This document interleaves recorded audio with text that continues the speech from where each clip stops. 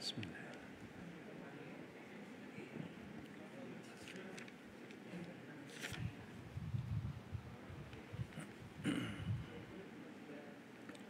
Baik, tuan-tuan yang ada kitab, kita insyaAllah kita lihat pada halaman muka surat 449, peperangan, peperangan Khandaq.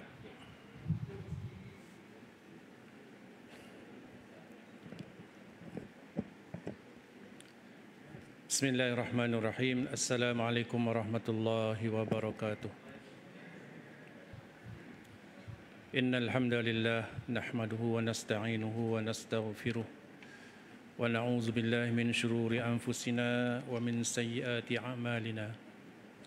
May yahdihillahu fala mudilla lahu wa may yudlil fala hadiya lahu. Asyhadu an la ilaha illallah wahdahu la syarika lahu wa asyhadu anna Muhammadan abduhu wa rasuluh. Allahumma fassalli wa sallim ala hadzal nabiyil karim Sayyidina wa nabiyyina wa habibina Muhammad Sayyidul anbiya'i wal mursalin wa ala alihi wa ashabihi ajma'in. Subhanaka la ilma lana illa ma 'allamtana innaka antal alimul hakim. La hawla wa la quwwata illa billahil aliyyil azim. Allahumma rabbi shrah li sadri wa yassir li amri wa hlul 'uqdatam min lisani yafqahu qawli. Amma wa ba'd. فقال الله تعالى في كتابه العزيز بعد أعوذ بالله من الشيطان الرجيم واتقوا الله ويعلمكم الله والله بكل شيء عليم. صدق الله العظيم. Surah Al-Baqarah ayat yang ke-282. Ini di hujung sekali itu. Ayat yang paling panjang sekali, satu ayat tapi satu muka, Dia berkaitan dengan hutang piutang, pinjam meminjam, Tapi kita ambil sikit pada malam ni. Wattaqullah wa yu'allimukumullah wallahu bikulli syai'in alim. Maksudnya, tuan-tuan, dan hendaklah kamu bertakwa kepada Allah. Allah mengajar kamu dengan keterangan ini, dan Allah Maha mengetahui akan segala sesuatu. Wallahu bikulli syai'in alim. Sadaqallahul azim.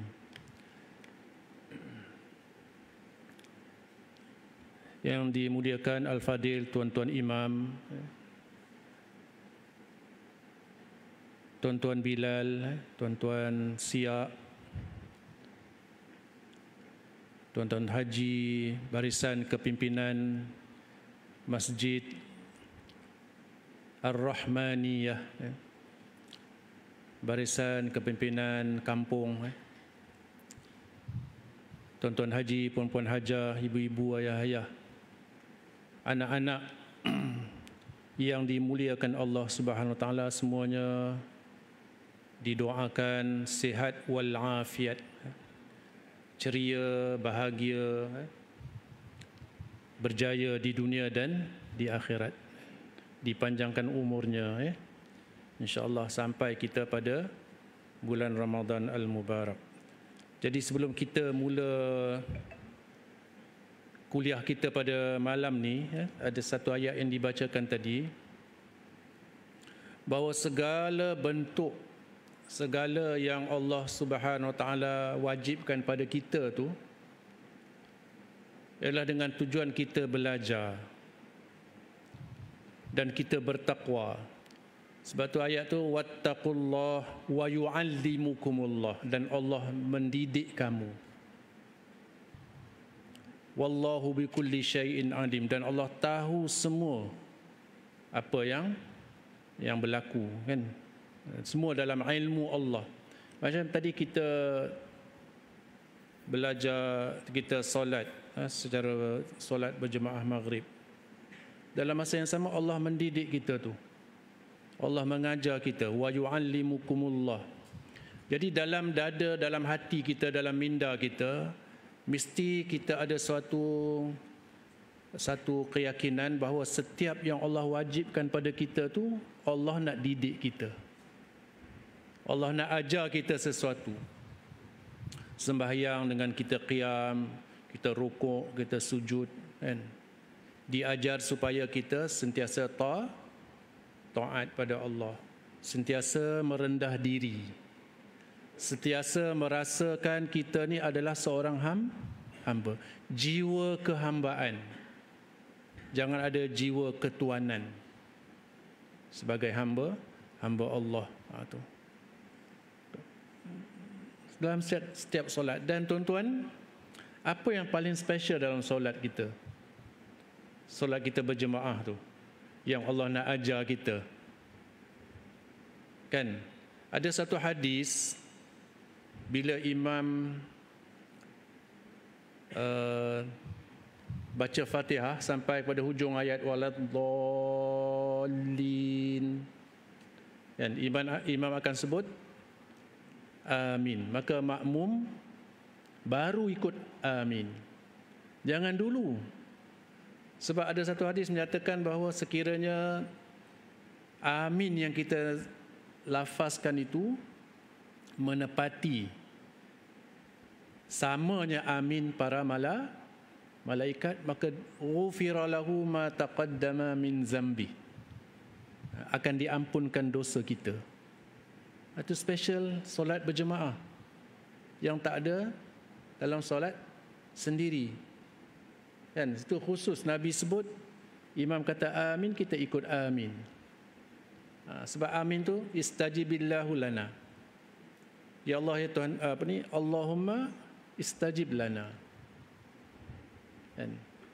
Wahai Tuhan kami, mustajabkan. Kan? Perkenankanlah, kan, permohonan kami tu. Kalimah amin tu, dia bukan satu daripada ayat Al-Quran, tapi dia melengkapkan tata cara kita dalam solat tu. Mana setiap sesuatu tu Allah ajar kena ada dalam fikiran kita. Begitu juga dengan kewajipan-kewajipan lain. Solat nanti, puasa nanti ada ajarannya lagi, supaya bersifat sabar, kan, supaya merasai penderitaan orang yang miskin, kan, tu. Kan? Maknanya bukanlah sia-sia dalam solatnya, dalam puasanya, dalam zakat. Allah ajar lagi, buang sifat-sifat ketamakan, masukkan sifat-sifat pemurah, penyayang, kan. Dalam rukun Islam yang 5 tu masuk mengerjakan haji. Wa man farada fihinna fala rafasa wala fusuqa wala jidal, kan. Kiranya kita berada dalam ibadah haji, fala rafasa, maka jangan kita bercakap lucah. Dan fusuq, buat maksiat, wala jidal, dan jangan bertengkar. Itu kan ajaran-ajaran Allah pada kita, kan. Termasuklah dalam rukun Islam yang pertama, kan. Boleh ya? Apa dia rukun Islam yang pertama? Mengucap. Bukan sekali je kita mengucap tu, kan. Kan ada ayat Quran kata afdalul zikri fa'lam annahu la ilaha illallah. Zikir. Dalam zikir pun ada ilmu pelajaran yang Allah bagi tahu. Kan? Okey, tuan-tuan ya, boleh sikit tu sebagai panduan kita supaya kita tahu bukanlah kita sia-sia, kan, segala yang Allah perintahkan pada kita tu. Baik. Bismillahirrahmanirrahim. Kita masuk pada kuliah kita pada halaman yang ke 449 ya. Peperangan Khandaq. Peperangan ini dinamakan juga dengan peperangan Al-Ahzab. Khandaq tu maksudnya parit. Kalau tuan-tuan dan pastinya kita dibawa ke tempat parit digali tu kalau kita pergi Madinah. Dia tak jauh daripada Masjidin Nabawi, dekat Masjid 7 tu. Dia ada satu bukit yang tinggi sikit namanya Salak, Bukit Jabal Salak. Bawah tu kita boleh nampak masjid yang 7, Masjid Abu Bakar, Masjid Umar, Masjid Osman kan. Masjid Salman Al-Farisi yang mencetuskan idea gali parit. Kalau kita belajar dalam perang yang pertama tu perang Badar, bagaimana Allah Subhanahu wa taala memberikan pertolongan kan, dengan memberikan ilham kepada seorang sahabat nama Khabbab bin Munzir. Bila Nabi kata okey, kita berhenti di sini di Badar, maknanya jangan sampai tentera kafir itu masuk ke Madinah, kita yang keluar.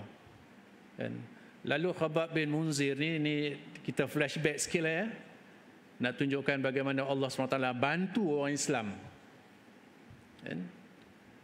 Khabbab bin Munzir, Allah cetuskan dalam minda dia idea.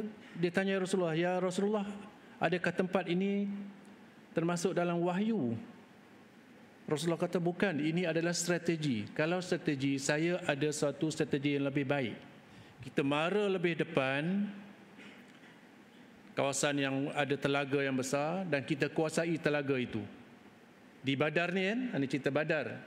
Dan kita timbus telaga-telaga yang lain supaya orang kafir Quraisy tidak dapat bekalan. Tu cara kan Allah memberi bantuan dengan mendatangkan ilham kan, kemudian mendatangkan rasa mengantuk kepada tentera Islam supaya dapat tidur lena dan bangun pagi esok segar. Allah turunkan hujan yang sedap-sedap je kan. Di sebelah pihak sana Allah turunkan hujan yang lebat. Itu cara Allah SWT berikan pertolongan dalam kehidupan kita pun macam itulah sebenarnya kan. Kalau kita yakin dengan pertolongan Allah bagi ilham cara kan, Allah bagi ketenangan pada kita kan. Betul tuan-tuan ya. Jadi dalam peperangan ni Allah cetuskan datangkan seorang namanya Salman Al-Farisi. Ya Rasulullah, kalau kami di negeri kami di Parsi, kalau kami menghadapi suatu kuasa yang besar, tentera yang ramai, kami akan gali parit. Dalam sejarah Arab tak ada lagi peperangan menggali parit. Jadi paritnya dah tak ada lah sekarang tuan-tuan, tapi tapak tu ada. Kalau kita pergi Madinah, kita akan ditunjukkan tentera Islam dalam menghadapi parit di depan, dan di seberang sana tentera kafir. Dan mereka bersandar di bukit batu tu, punggungnya melekat di situ dengan panah di tangan. Tu cara sampai tentera-tentera kafir Quraisy tu terpaksa cari satu tempat lubang yang ataupun parit yang agak cetek yang mereka boleh bolos, tapi semuanya tak lepas. Bolos dia akan dipanah. Dan inilah kehebatan. Ini yang dinamakan perang Khandaq. Dan dia termaktub dalam Al-Quran, kisah ni, sebagaimana peperangan Badar berlaku kan. Dan juga peperangan ni juga dinamakan peperangan Ahzab. Ahzab ni kalimah jamak daripada Hizbun. Hizbun ni kumpulan lah kan, kumpulan Hizb. Satu masa dulu kita ada di sini, tapi dah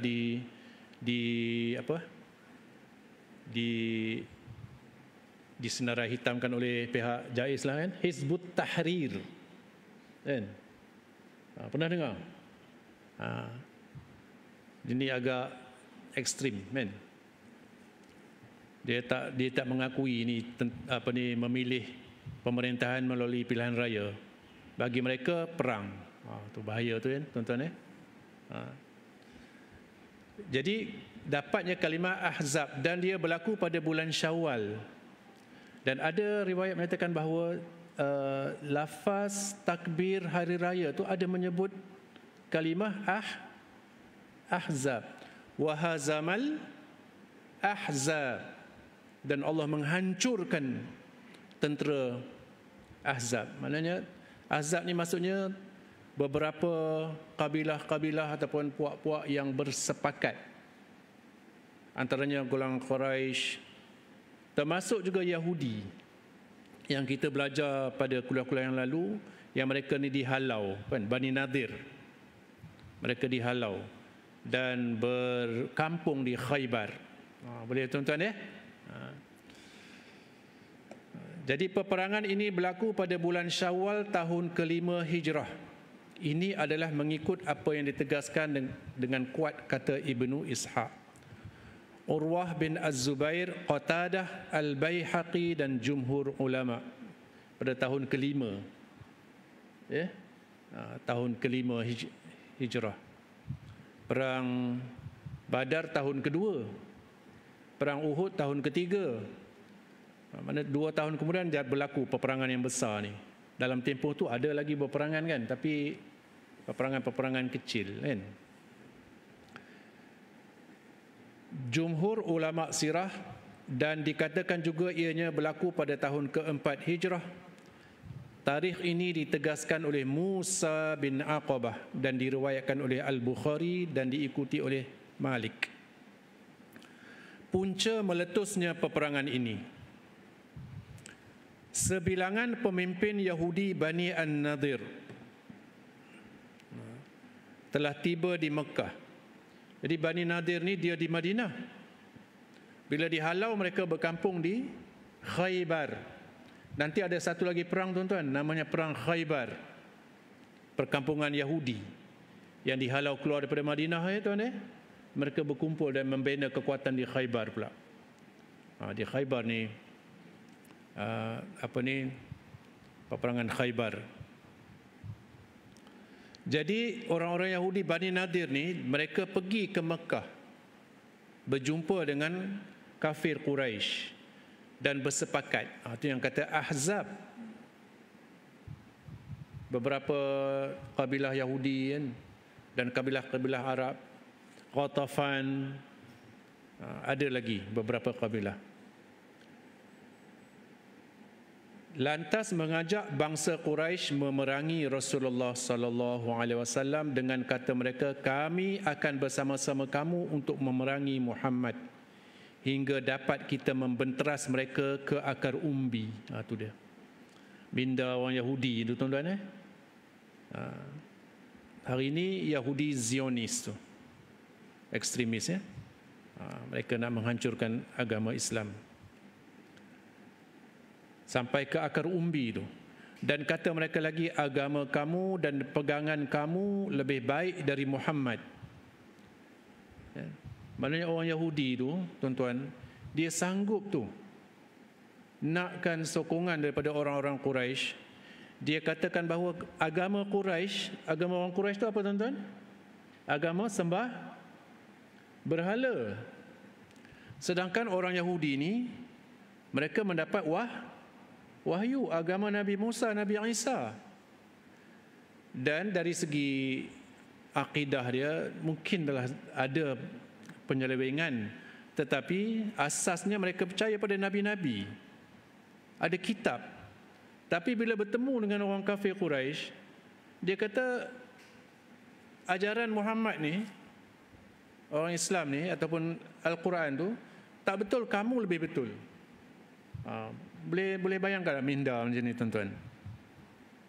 Mana kalau dia sanggup tu meletakkan diri dia lebih rendah untuk nak akan sokongan pada kafir Quraisy tersebut. Dalam ayat ni Allah Subhanahu Wa Taala telah berfirman dalam perkara tersebut. A'udzubillahi minasyaitonir rajim. Alam tara ilal ladzina utu nasiban minal kitab yu'minuna bil jibti wat taghut wa yaquluna lilladzina kafaru haula'i ahda minal ladzina amanu sabila ulaika alladzina la'anahumullah wa man yal'anillahu falan tajida lahu nasira. Sadaqallahul azim. Maksudnya, apakah kamu tidak memperhatikan orang-orang yang diberi bahagian dari Alkitab? Siapa mereka yang diberi Alkitab? Al-Yahud wan Nasara, Ahlul Kitab. Mereka percaya kepada yang disembah selain daripada Allah dan Tauhid. Ini dia kata ni. Mana dia memperakui agama yang dianuti oleh orang kafir Quraisy, Abu Jahal, Abu Lahab. Masa tu Abu Jahal dah tak ada dah, mati kan dalam perang Badar. Abu Sufyan yang belum Islam tu. Dan orang kafir tu dia kata agama sembah berhala tu lebih baik daripada agama Muhammad. Seolah-olah lebih baik daripada agama dia lah. Betul tak? Mana hina sangatlah dia tu. Sembah berhala tu dah memang syirik dah kan. Dia kata syirik tu lebih baik daripada dia. Ini sifat perangai orang-orang Yahudi yang dilaknat oleh Allah SWT.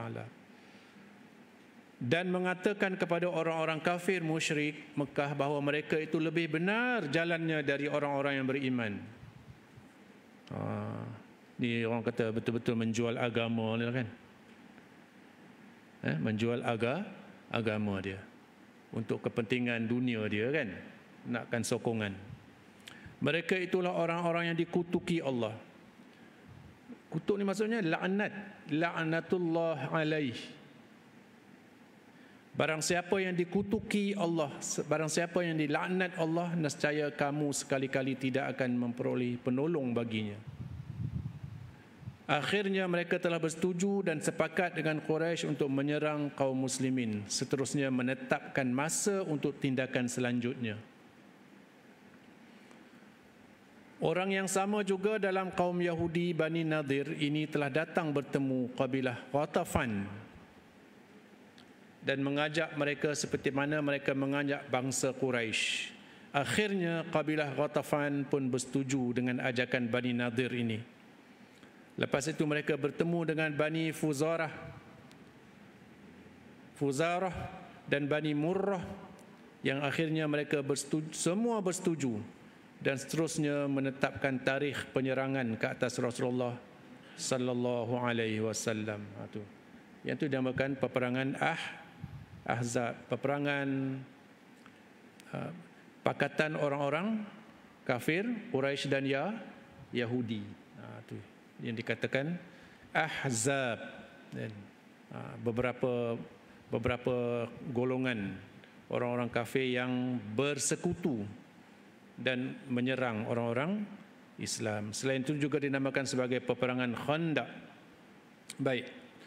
Persediaan kaum muslimin untuk berperang. Ada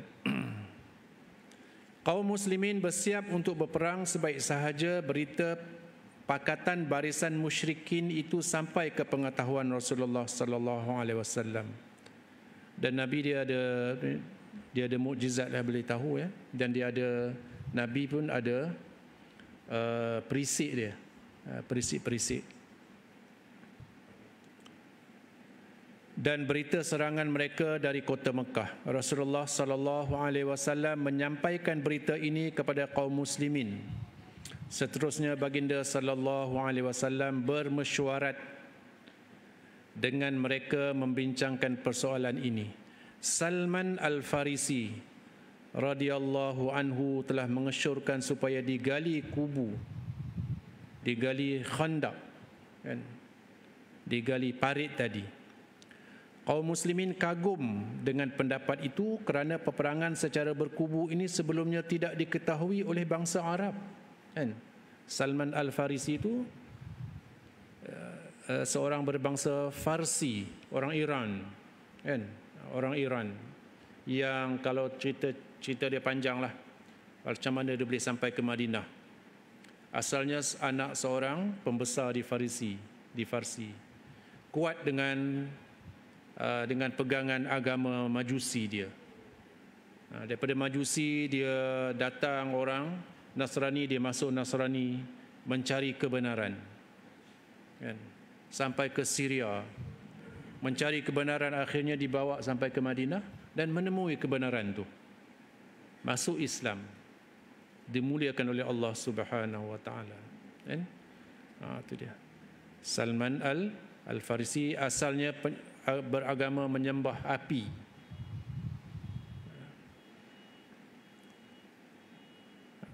Kaum muslimin kagum dengan pendapat itu kerana peperangan secara berkubu ini sebelumnya tidak diketahui oleh bangsa Arab. Kaum muslimin keluar dari Madinah dan mereka berkhemah bersama-sama Rasulullah sallallahu alaihi wasallam di lereng bukit Salah. Kita cari nanti bukit Salah ataupun Sili', Sim Lam Ain, Jabal Salah. InsyaAllah di situlah, kan? Dah insyaAllah, saya ambil masa sikit lagi. Dengan membelakanginya, mana membelakangi bukit itulah. Kalau kita tengok dalam peta, tuan-tuan, sini kita bayangkan je lah, ya Pak Imam, sebab tak ada petanya, kan? Dia kedudukan Mekah tu di bawah, kan? Madinah di atas, di utara lah, kan? Di utara lah. Tetapi orang-orang kafir Quraisy tu, bila mereka menyerang, mereka tak datang daripada selatan, mereka pergi ke utara dan menyerang balik. Mana dia naik dulu, kemudian baru pusing. Sebab di selatan tu dia ada batu-batu, kan, batu kerikil yang susah nak masuk. Kemudian ada kebun-kebun yang menyukarkan unta-unta tu dapat menembusi masuk Madinah. So ada ruang yang lebih terbuka tu, di situ digali parit. Digali parit di sebelah utara tu. Sebelah kanannya orang-orang Yahudi tadi. Di sebelah kanan. Kalau kita tengok peta semenanjung tanah Arab tu lah, kan.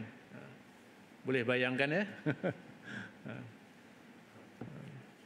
So ni senang boleh tengok dalam dalam map tu, kan. Tengok map. Kalau kita naik ke terbang pun ada map, so kita boleh tengok sampai mana, kan. Sampai mana. Sampai Taif, kan. Jadi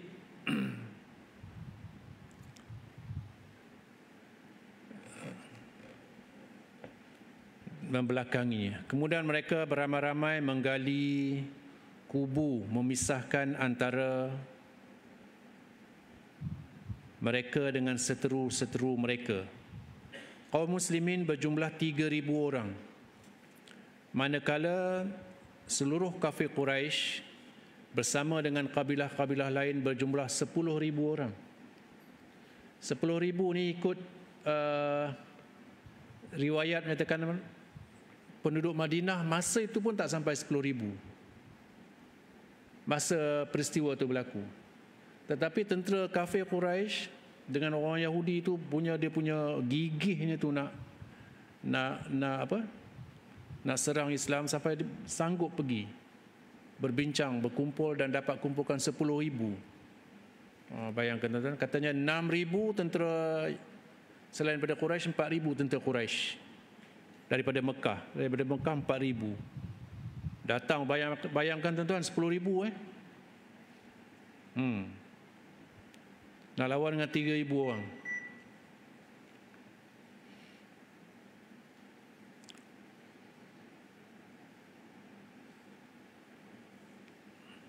Tengok dalam ensiklopedia sirah, ada seorang panglima tentera yang general orang Arab lah. Dia membuat kajian-kajian. Dia kata sebesar mana parit tu, parit yang digali tu.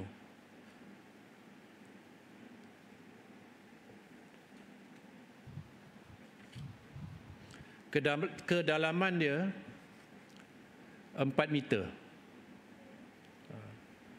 4 meter. Kemudian dia punya kelebaran parit tu 6 hingga 7 meter. Yang sekira-kiranya kuda perang Arab tak boleh lompat. 6 meter tu 20 kaki lebih tuan-tuan. 20 kaki lebih tu. Gigih tu dibuat. Dan tanah yang digali itu dilonggokkan sebagai benteng di setiap tepi, di sebelah hadapan, supaya tak dapat diserang oleh orang-orang kafir Quraisy. Bayangkan tuan-tuan ya, kedalaman dia 4 meter, lebih 10 kaki ya. Yang sekira-kiranya 4 meter tu, kalau orang tu jatuh dalam tu susah nak keluar balik lah kan. Kemudian dia punya kelebarannya 6 hingga 7 meter.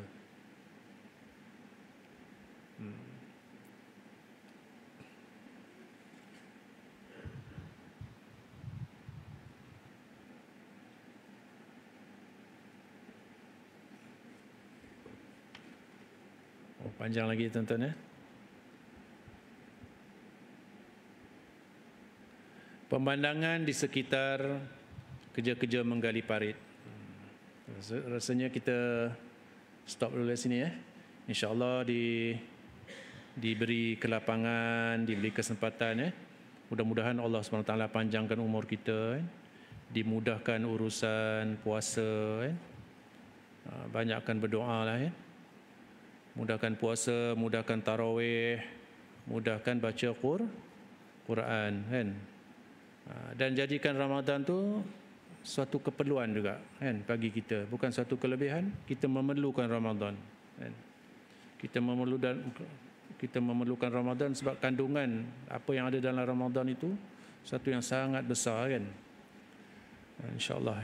Jadi kita berhenti sini dulu.